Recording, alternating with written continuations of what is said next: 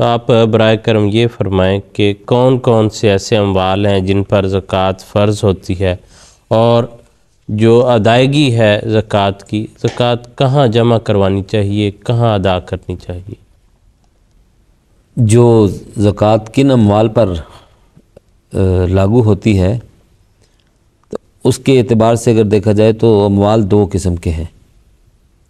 ایک تو وہ اموال ہیں جو ظاہر ہیں، نظر آ جاتے ہیں، جن میں مثلا کسی کے پاس اگر مویشی ہیں، گائے ہے، اونٹ ہے، بھینس ہے، بکریاں ہیں، بھیڑیں ہیں، وہ جو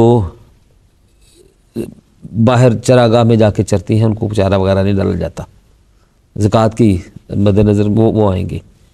دوسرا پھر وہ چیزیں ہیں جو فصلیں ہیں، مثلا گندم ہو گئی، جو ہو گئی، یا اس قسم کے کشمش وغیرہ۔ پھر کانیں ہیں، مثلا معدنیات کی کسی کی کانیں ہیں۔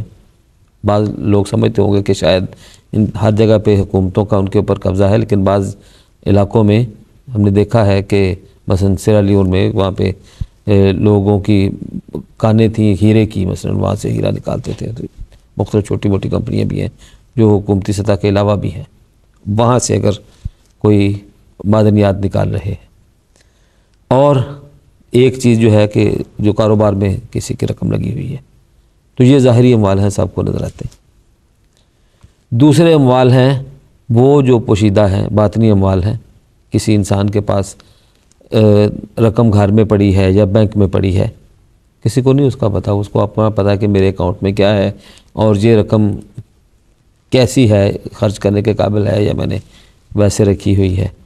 اسی طرح سونا ہو یا چاندی ہو یا زیور ہو یا اس قسم کی جو چیزیں جو انسان جن کو اپنے قبضے میں رکھتا ہے، تو یہ وہ دو قسم کے اموال ہیں جن کے اوپر مختلف شرح سے جو زکوٰۃ ہے وہ لاگو ہوتی ہے۔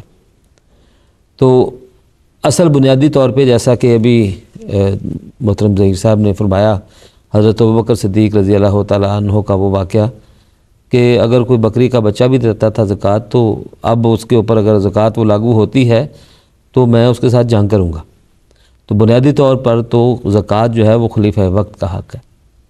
اور اگر ہم سورۃ نور کی آیت استخلاف پڑھیں تو اس کے بعد اللہ تعالیٰ یہی فرماتا ہے کہ وہ جو مومنین ہیں جن میں نے استخلاف کا وعدہ پورا کیا، جو مومن ہیں اور اعمال صالحہ بجا لاتے ہیں، اس کے بعد وہ کیا کرتے ہیں؟ نماز ادا کرتے ہیں، زکوٰۃ ادا کرتے ہیں اور رسول اللہ صلی اللہ علیہ وسلم کی اطاعت کرتے ہیں۔ تو زکوٰۃ جو ہے وہ بنیادی طور پر اسلامی نظام کے لیے ہے۔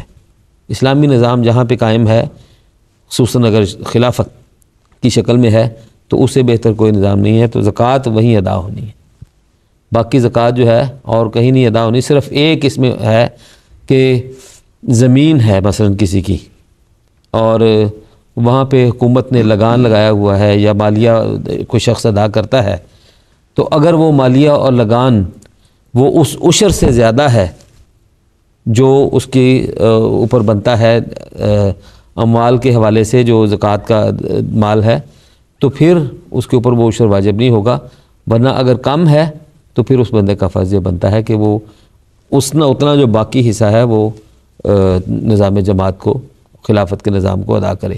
ورنہ باقی جو رقم ہے ساری کی ساری وہ بنیادی طور پر وہ خلافت کا حق ہے اور خلافت کو ہی جاتی ہے۔